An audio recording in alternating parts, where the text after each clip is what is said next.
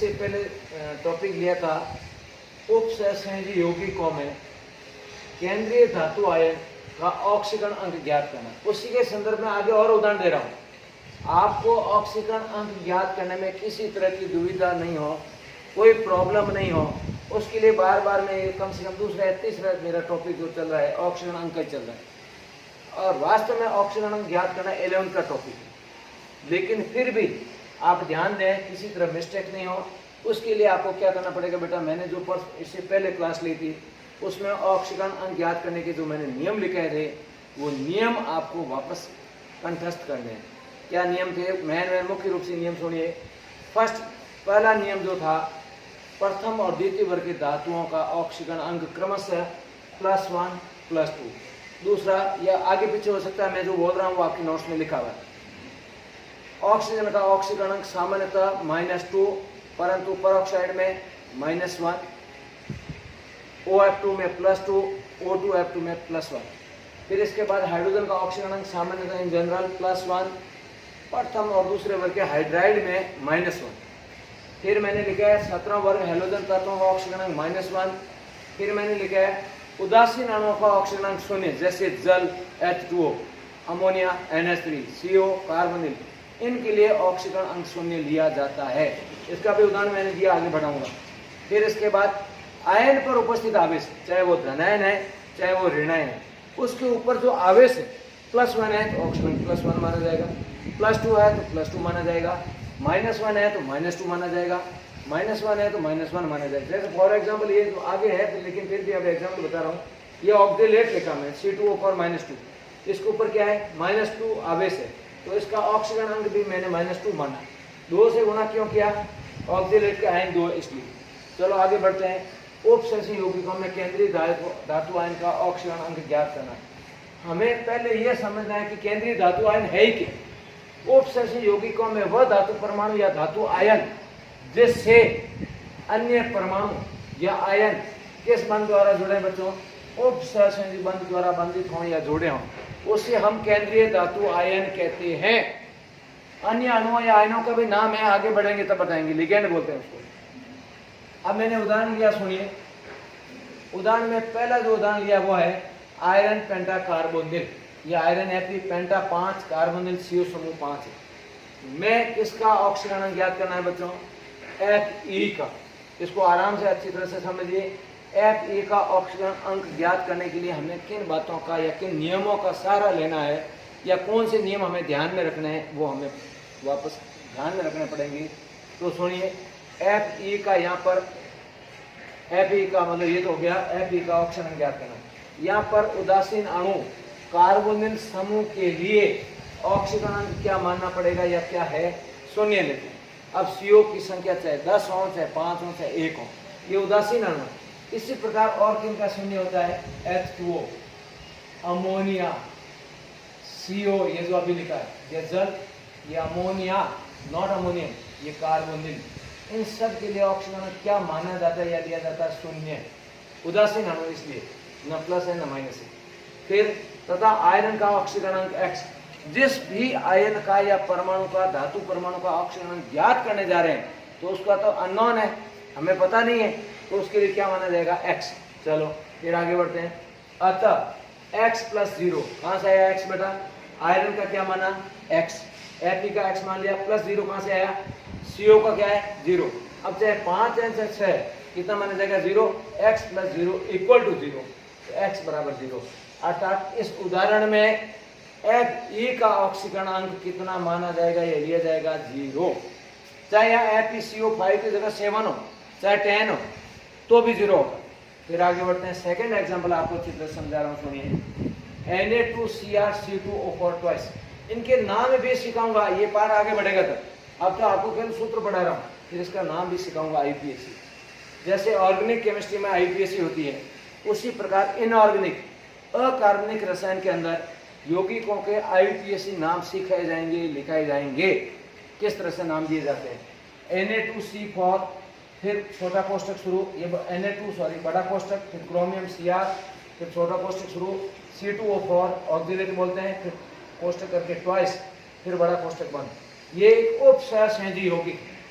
इसमें हमें अभी क्या ज्ञात करना, क्या ध्यान देना है, क्रोमियम का ऑक्सीकरण अंक पूछा मैंने आपसे। चलो हम ज्ञात करने जा रहे हैं, कैसे ज्ञात करेंगे। यहाँ पर सोडियम के लिए ऑक्सीकरण क्या लेंगे, +1। क्यों, प्रथम वर्ग, न कि सोडियम, हाले ना कि रबड़ी सस्ती free, lithium, sodium, potassium, rubidium, caesium, इन सब के लिए ऑक्सीकरण क्या ले जाएगा, +1। इसका भी रीजन है +1 ही, क्यों, क्योंकि प्रथम वर्ग के सभी तत्वों के बाहरी कोश में कितने इलेक्ट्रॉन होता है, 1।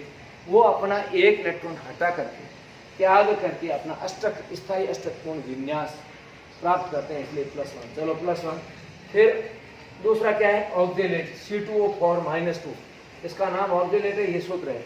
इसके लिए क्या लगेगा, -2। क्यों बेटा, मैंने नियम लिखा है, आयन पर उपस्थित आवेश ही ऑक्सीकरण अंक माना जाता है, अतः C2O4 के लिए -2। अब मैं ऑक्सीकरण ज्ञात करने जा रहा हूँ। ये +2 कहाँ से आया, सुनिए, सोडियम के 1 परमाणु के लिए +1 तो 2 है, तो +2 हो गया। +X कहाँ से आया, क्रोमियम के लिए, फिर +-2 × 2, ऑक्जेलेट के 1 आयन के लिए -2, तो आयन कितने बेटा, ट्वाइस, तो -2 × 2 = 0। फिर वापस +2 +X -4, 2 को 2 से गुणा करोगे 4 ही आएगा, -4 = 0। या इसका पक्षांतर किया मैंने, तो x बराबर 4 माइनस के थे प्लस के हो गए, ये प्लस के थे माइनस के हो गए, शेष क्या रहा, x + 2। अर्थात यहाँ पर क्रोमियम का ऑक्सीकरण अंक, क्रोमियम का ऑक्सीकरण अंक क्या है बेटा, +2। अगर ऐसे भी लिख सकते हैं, Cr +2। ओके। निम्न उदाहरणों में केंद्रीय धातु आयन का ऑक्सीकरण अंक ज्ञात कीजिए। मीन्स ये आपको प्रैक्टिस के लिए दिया है, आप अपनी रफ कॉपी लेंगे, पेन लेंगे, प्रैक्टिस करेंगे। कोशिश करना, नहीं हुए तो मैं कराऊंगा अपना, आपको प्रैक्टिस करनी है। आप उसी सूरत में इनको हल कर पाएंगे जब आपको ऑक्सीकरण अंक ज्ञात करने के नियम ध्यान है। तो आप सबसे पहले क्या करोगे, ऑक्सीकरण अंक ज्ञात करने के नियम पढ़ोगे। वही वापस बार बार मेरे कहने से कोई मतलब नहीं, आप पढ़िएगा।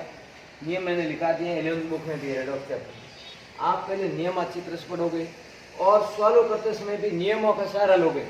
नहीं तो एक उदाहरण लेके बैठोगे, 1 घंटा खराब नहीं करना, कोई मतलब नहीं। आप ईमानदारी से प्रैक्टिस करना, फिर भी नहीं होए तो कल मैं आपको अगली क्लास में जब भी होगी मैं आपको सॉल्व करा दूँगा। ये इसलिए दिया है कि बच्चों आप खुद करोगे, प्रैक्टिस करोगे तो ही समझ में आएगा, नहीं तो भले 101 उदाहरण करा दूँ, कोई मतलब नहीं। आप खुद करोगे तब पता चलेगा कि मुझे कहाँ प्रॉब्लम आ रही है, कहाँ समस्या आ रही है, नहीं तो कोई पता नहीं है, तो लिखाया पढ़ते जाओगे। चलो पहला एग्जांपल जैसे PtCl4 -2, इसमें किसका ऑक्सीकरण पूछा है, Pt का। क्यों, केंद्रीय धातु आयन। अब उसके लिए क्या लेना है, क्लोराइड। क्लोराइड का क्या ऑक्सीकरण है वो आपको डिसाइड करना, नहीं बताना मुझे।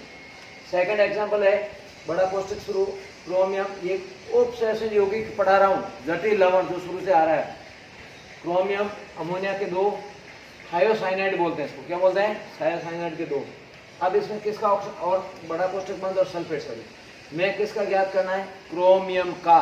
तो हमें क्या करना पड़ेगा, क्रोमियम का x मानना है, इसका क्या मानना है, इसका क्या मानना है, इसका क्या मानना है, ये सब मान करके रख करके क्रोमियम का x मान करके आपको वैल्यू निकालनी है। ओके, नंबर 3 पे आइए, अमोनियम 2 आयन है, कोबाल्ट का ज्ञात करना, कोबाल्ट है जैसे ये CO, ये कार्बोनिल या कार्बन मोनोऑक्साइड, ये कार्बन का प्रतीक है और ये ऑक्सीजन का, ये CO, ये कोबाल्ट। किसी भी तत्व का जब हम सिंबल लिखते हैं 6th class 7th 8th class के बाद तत्व का प्रतीक लिखते हैं तो first letter capital letter and then second letter small letter. अगर कोई बच्चा इसको एक समझ लेता है तो गलत है।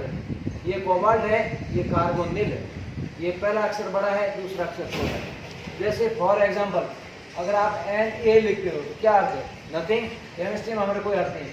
अगर Na लिखते हो तो हम इसको सोडियम पढ़ते हैं।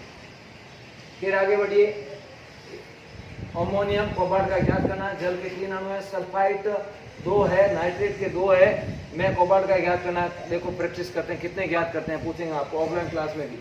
फिर कोबाल्ट का, फिर K2HgI4, K2HgI4 में Hg का, किसका बेटा, Hg मतलब मरकरी, पारा, पारे को अंग्रेजी बोलते हैं मरकरी, लेटिन नाम है हाइड्रोजीरम, हाइड्रोजीरम का प्रतीक है Hg। ओके, फिर Hg का ज्ञात करना, K2 प्रथम वर्ग का है, आई का आयोडाइड मतलब, और मरकरी ज्ञात करना, जो जैसे कैसे करते हैं। 5वां है, ये 11th क्लास का ही, ये उपसर्जक यौगिक से कोई लेना देना नहीं। इसका नाम आपको बता देता हूँ, पर सल्फ्यूरिक अम्ल, कैरोज एसिड भी बोलते हैं इसको। H2SO5 में किसका, एस का, मतलब सल्फर का। फिर मैंने लिया डाइसोडियम हाइड्रोजन फॉस्फेट Na2HPO4 में फॉस्फरस का। ये तो आपके द्वारा किया जाना है, अगर नहीं होगा तो मैं आपको सॉल्व करके दूंगा। अब मैं अगला टॉपिक शुरू कर रहा हूँ, अगली परिभाषा, लिगेंड अणु या आयन। इससे पहले मैंने आपको पढ़ाया था, आज ही लिखा था केंद्रीय धातु आयन। अब लिगेंड अणु या आयन, ये हमारी केमिस्ट्री में इस पार्ट में टेक्निकल शब्द है, उसको ऐसे याद रखना पड़ेगा। लिगेंड अणु कह दो या आयन कह दो। अब है क्या, उपसहसंयोजी यौगिकों में केंद्रीय धातु आयन से उपसहसंयोजी बंध से, वापस पढ़िए इसको, उपसहसंयोजी यौगिकों में केंद्रीय धातु आयन से उपसहसंयोजी बंध से बंधित होने वाले या जुड़ने वाले आयन या अणु ही, वो आयन भी हो सकता है, धनायन भी हो सकता है, ऋणायन भी हो सकता है, उदासीन अणु भी हो सकता है। आयन या अणु तक दोनों लिखे हैं, आयन में दोनों आगे धनायन और ऋण, अणु ही लिगेंड अणु कहलाते हैं। लिगेंडों का वर्गीकरण, इसके वर्गीकरण के अलग अलग आधार है, जिसमें से पहला आधार जो है वो है आवेश के आधार पर। मतलब आवेश के आधार पर हम लिगेंड अणु या आयनों को कितने वर्गों में बांट सकते हैं, 3 वर्गों में। कितने वर्गों में, 3 वर्गों में बांट सकते हैं। पहला वर्ग कौन सा है, ध्यान से सुनिए, धन आवेशित लिगेंड, मीन्स जो हम लिगेंड अणु ले रहे हैं, जो आयन ले रहे हैं, उसके ऊपर आवेश कौन सा होना चाहिए, धनावेश होना चाहिए। NH4+ अमोनियम, मैंने लिख दिया पोस्टर में अमोनियम, कंफ्यूज मत होना बच्चों, अमोनियम और अमोनिया अलग है, अमोनिया NH3 होता है और होते हैं बच्चे। फिर नाइट्रोसीलियम NO2+, और आगे जानना चाहें तो हाइड्रोजीनियम NH2 और NH3+, इसको बोलते हैं हाइड्रोजीनियम। क्या बोलते हैं, हाइड्रोजीनियम, हाइड्रोजीनियम, ओके, या नॉन देयर। फिर इसके बाद लिगेंड का दूसरा वर्ग जो है, उस वर्ग का नाम क्या है, ऋण आवेशित लिगेंड। ऋण आवेशित लिगेंड सीधा सा अर्थ, जो शाब्दिक अर्थ है, ऋण आवेश होगा इसके ऊपर, कोई ऋण आवेशित लिगेंड होगा। सल्फेट, ये सूत्र है इसका SO4-2। इसके लिए ऑक्सीजन अब मान लो कोई पूछे क्या ले जाएगा, -2। सल्फाइड, साइनाइड CN-1, सल्फाइड में भी -2। हैलाइड कॉमन लिखा मैंने X-, जिसमें chloride, bromide, iodide, chloride, all are के लिए -1। 17 वर्ग के हेलोजन से बने हैलाइड। फिर नाइट्रेट और नाइट्राइट में फर्क क्या, साथ साथ में सुनिए। एन दोनों में संयोजकता वैलेंसी जो है वो -1 है, बट नाइट्रेट में NO3 है और नाइट्राइट में NO2 है, ये ध्यान दोगे। Oxalate C2O4-2। फिर इसके बाद फॉस्फेट BO4-3। ऋणायन की कोई लिमिट नहीं है, बोरेट BO3-3, एसीटेट CS3CO-, मतलब कोई आयंस फिक्स नहीं है।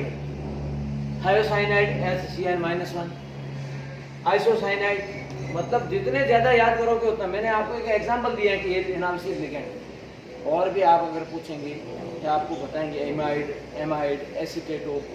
फिर इसके बाद जो है वो थर्ड लिगेंड हुआ वर्ग आता है, इसका नाम है उदासीन लिगेंड अणु। H2O हर जल बोलते हैं, हाइड्रोजन ऑक्साइड बोलते हैं, बट इसके लिए हमारे इस पार्ट में उपसहसंयोजी यौगिक चैप्टर के अंदर जब मैं इसका IPC नाम सिखाऊंगा यौगिकों के, तब जल नहीं लिखा जाएगा, ना हाइड्रोजन ऑक्साइड लिखा जाएगा। जल के लिए शब्द यूज किया जाएगा एक्वा। क्या यूज किया जाएगा, एक्वा। तो ये आज सुन लो, उदासीन लिगेंड जल के लिए एक्वा। अमोनिया लिखा मैंने NH3, फिर भी इसको नाम लिखते समय किस शब्द से पुकारेंगे, लिखेंगे एमीन। क्या शब्द लिखा जाएगा बेटा, एमीन। फिर CO कार्बोनिल, जैसे मैंने यहाँ क्लियर किया हो, CO कार्बन कैपिटल, ऑक्सीजन भी कैपिटल, तो ये कार्बन मोनोऑक्साइड, ये कार्बोनिल है, और ये कोबाल्ट। तो ये 3 उदासीन और भी है, हाइड्रोजीन, NH2, कोई लिमिट नहीं है। फेनिल, क्लोरोबेंजीन, पिरिडीन, साइक्लोपिरिडीन, मतलब मैंने मैन 2-3 एग्जाम्पल दिए हैं। इसके बाद अगला जो टॉपिक शुरू होगा अगली क्लास में अगला जो टॉपिक शुरू होगा वो होगा बेटा लिगेंडों के वर्गीकरण का दूसरा आधार।